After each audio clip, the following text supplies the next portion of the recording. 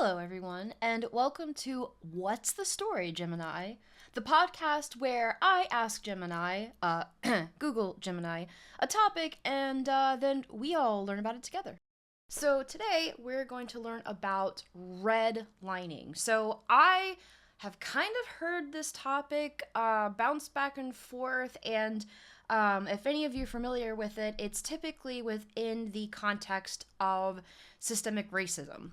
And I was very curious, I have a general idea what I think I know about it, but I always want to know more. And of course, if any of you are as huge nerds of history as I am, you will find that history develops and changes and evolves as we learn more of the story. So, what we may have known about redlining when I was a kid back in school, which we didn't learn about it then, but I'm just saying this is like 90s, early 2000s. What we knew back then, we hopefully know more now. Hopefully being the key word here. So, let's get started. Redlining, a discriminatory practice that systemically denied housing and financial services to residents of certain neighborhoods based on race or ethnicity, has had a profound and lasting impact on American society. This paper will explore. Okay, this isn't a paper. That's I asked for a narrative and it's a paper. Sorry. This paper will explore the history, consequences, and ongoing challenges associated with redlining, examining its origins, its impact on communities, and the efforts to address its legacy. Practice of redlining. Redlining emerged as a discriminatory practice in the early 20th century. It involved the use of maps to color code neighborhoods based on perceived racial or ethnic composition, with red often used to denote areas deemed, quote, hazardous or, quote, undesirable. These areas were typically populated by minority groups such as African Americans, Latinos, and immigrants. First off, screw these people. Not the minorities, don't get excited. People who created redlining.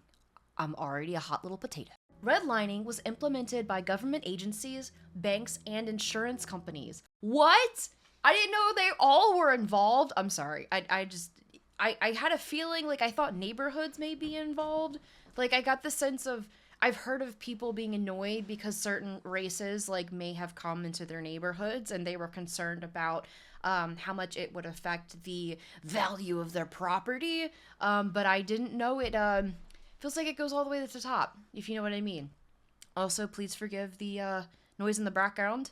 Per usual, my dog decided that he did not want to lay on the bed, but instead would like to spread out and starfish on the rug.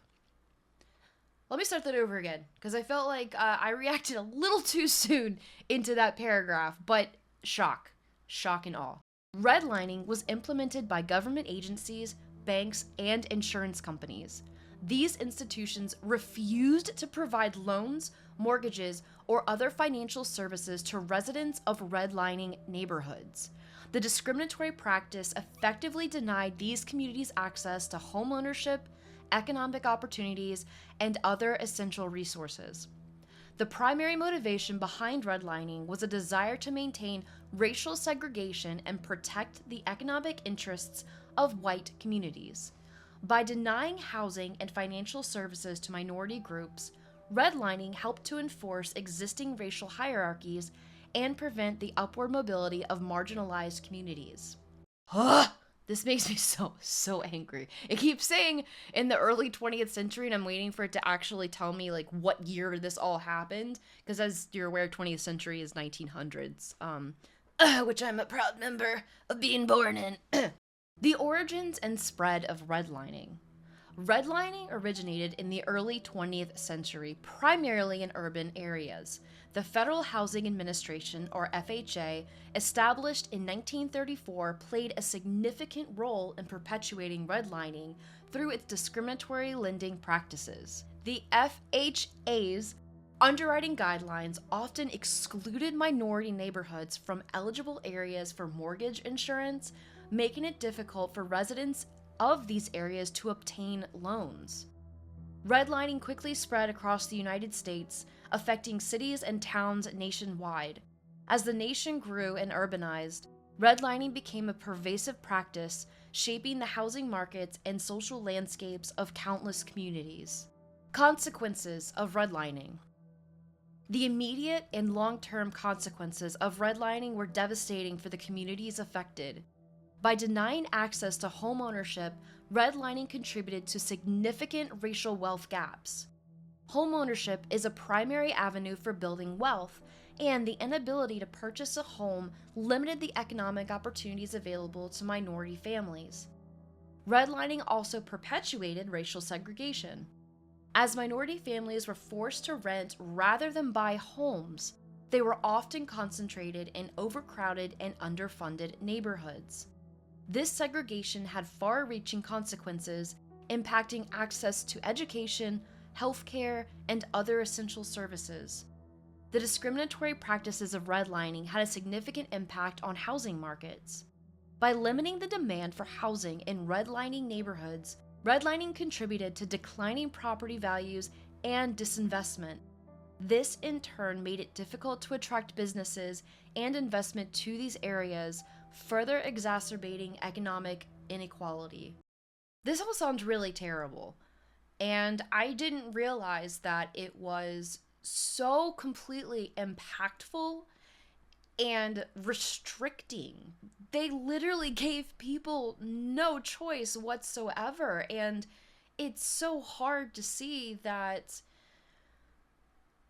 I imagine it would be like trying to swim upstream when it just poured raining.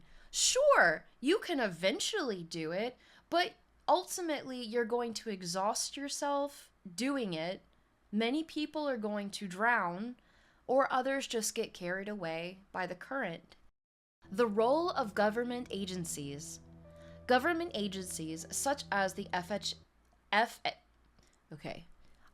This is a difficult acronym. Three-letter thingies to say. Just you say it really fast. It's the H and the A together. The ha. Maybe I should just call it the fa. Okay, so from this point moving forward, when I say fa, it's FHA because it's easier to say. Let's start that over again. Government agencies such as the fa played a crucial role in perpetuating redlining. The FA's underwriting guidelines often included racially discriminatory clauses that limited mortgage insurance to white neighborhoods. Motherfuckers. These policies reinforced existing racial biases and made it difficult for minority borrowers to obtain loans. Addressing redlining and its effects. In response to the harmful effects of redlining, several legal and policy changes were implemented. The Fair Housing Act of 1968, for example, prohibited discrimination in housing based on race, color, religion, national origin, sex, disability, and familiar status.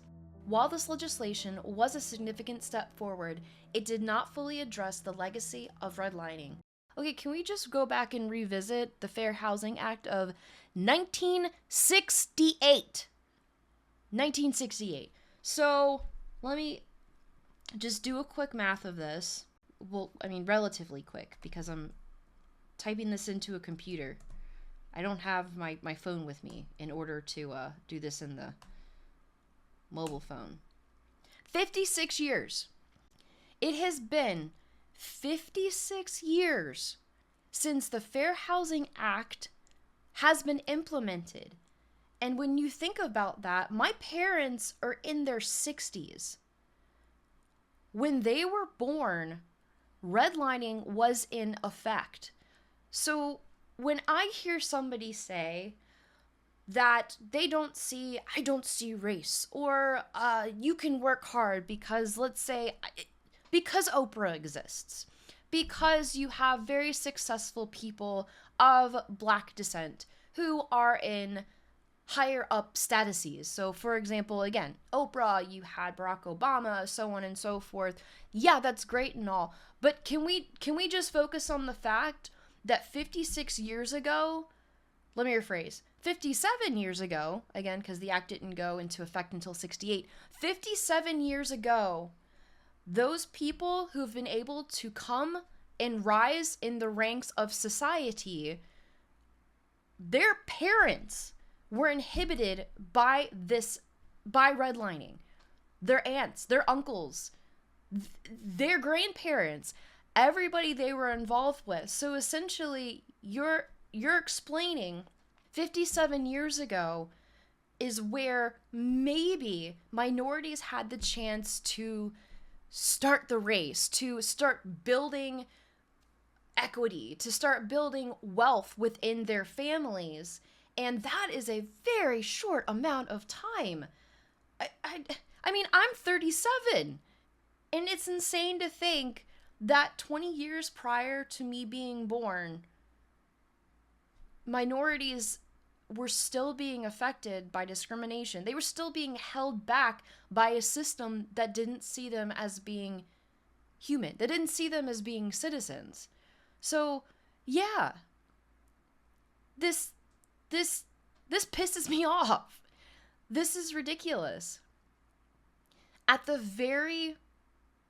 would say maybe most, people of minority have had 56 years to try and grow wealth and try and grow their name and their family and so on and so forth, versus, let's think of people that are not minorities. Hundreds of years! Sorry, I didn't mean to scream in your ear, but hundreds of years. The colonists came over here in the 1600s, and we're talking about 56 years for minorities. Yeah, I'd say they were a lot behind the times. It's disgusting. Sorry, I'm getting back to adjusting redlining and effects. The effectiveness of these changes has been mixed. While some progress has been made in reducing overt discrimination in housing, the lasting effects of redlining continue to be felt in many communities. The racial wealth gap, for example, persists, and many communities still face challenges related to segregation and economic inequality. The legacy of redlining. The legacy of redlining continues to shape communities today. The racial wealth gap, which is largely a result of redlining, persists, with white households holding significantly more wealth than Black and Hispanic households. Segregation remains a significant issue, with many communities still segregated along racial lines. The ongoing challenges faced by communities that were historically redlined are complex and multifaceted. These communities often struggle with poverty, unemployment, crime, and poor educational outcomes.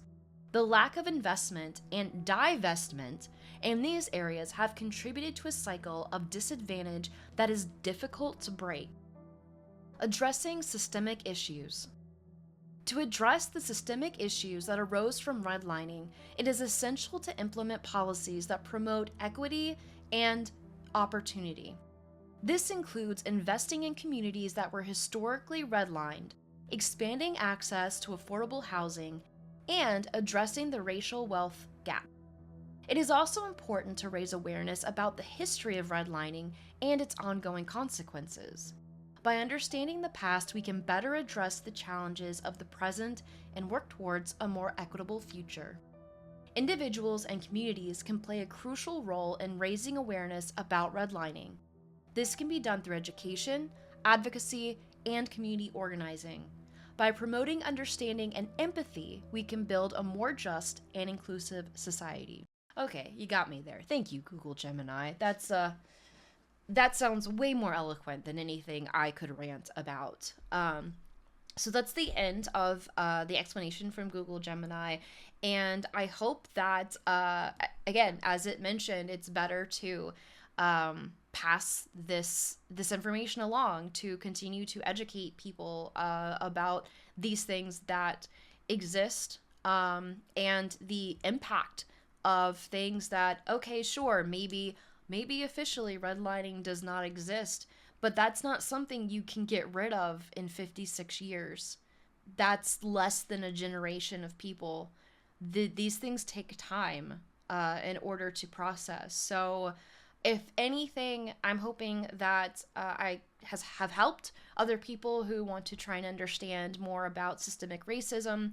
I know that this has been very enlightening for me to realize that, at the beginning, as I mentioned, I thought redlining was strictly, you know what, you have to live in this neighborhood and you have no choice. I had no idea the complexity of not only you have to live here, but we're going to make it so impossibly hard for you to live anywhere else. We're going to make it so hard to live anywhere else. It's essentially impossible. Okay, maybe not impossible, but highly, highly improbable that minorities were able to live where they wanted and be able to thrive. Even in places if they didn't want to live, they were unable to thrive in those areas. So not only did they start at ground zero, but policies like this essentially dug them 6 feet under, dug them 8 feet under. It put people in the red, and this not only affected the generation prior to, or the people prior to 56 years ago, but this continues to affect people today. So, no, people are not starting from ground zero. Those people affected, again, minorities, the larger part of the Black community is being affected by these today, and they're starting in the red. And I think it's really important, to spread this information along and realize that there's a lot to be done. And yeah, we're not starting from ground zero. We're starting from 6-8 feet under for those people. So thank you for joining. I really hope that you learned a lot from this. I apologize if I made anybody go deaf from screaming. I get a little hot under the collar, a hot little potato when it comes to things like this, especially the seriousness. I know I'm kind of making light of it as best I can right now, but it very much angers me to hear things like this, and it's just disgusting. So thank you for joining. Again, I hope you enjoyed listening to my voice and my ranting. Please click a follow if you'd like to hear my voice more. If you don't like my voice, tell me you don't like my voice. It's fine. I can't change it. So, maybe I could talk more like this, or I could talk more like this, but this is what you get. So, if you'd be so kind, give a like, subscribe, follow, and we can learn more about these issues together. So this has been What's the Story, Gemini?